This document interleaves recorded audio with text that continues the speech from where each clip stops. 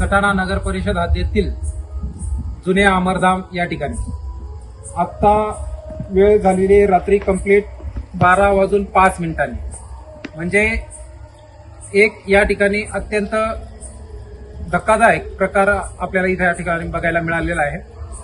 म्हणजे 30 तारखेच्या मध्यरात्री साधारण 11:40-45 आसपास इथे आम्ही काही मित्रमंडळी उभे होतो, तर त्या ठिकाणी 2 गाड्या अमरधामच्या गेटवरती येऊन थांबल्या आणि अतिशय हायफाय गाड्या होत्या। एक फॉर्च्युनर होती आणि एक दुसरी साधारण गाडी होती।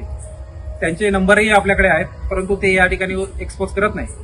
परंतु या अमरधाममध्ये रात्री 11:30 नंतरच्या म्हणजे मध्यरात्रीच्या दरम्यान पौर्णिमा होती साधारण, आणि या परिस्थितीमध्ये या ठिकाणी त्या लोकांनी एका मांत्रिकाला सोबत घेऊन काहीतरी अघोरी प्रकार केला की काय अशी शंका निर्माण झालेली आहे। या ठिकाणी या लोकांनी असा प्रकार ठेवलेला आहे, याच्यामध्ये आपल्याला नारळ, पिशवीमध्ये काही उडीद, फुलं, काही पूजेचं साहित्य, लिंबू आणि काहीतरी अंड आणि कवड्या अशा पद्धतीने हा प्रकार केलेला आढळून येतो।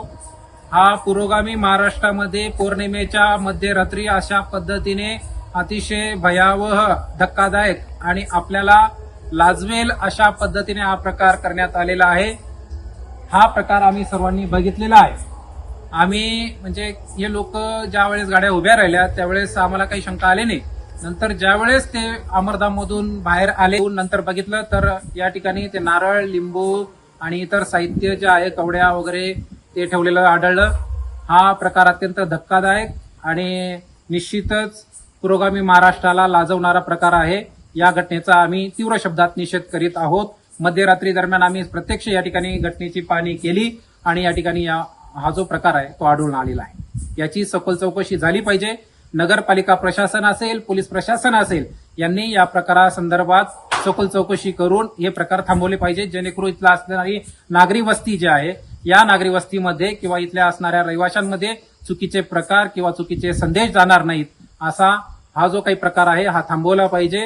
हे खरं तर प्रशासनाने लक्षात घेतलं पाहिजे। धन्यवाद।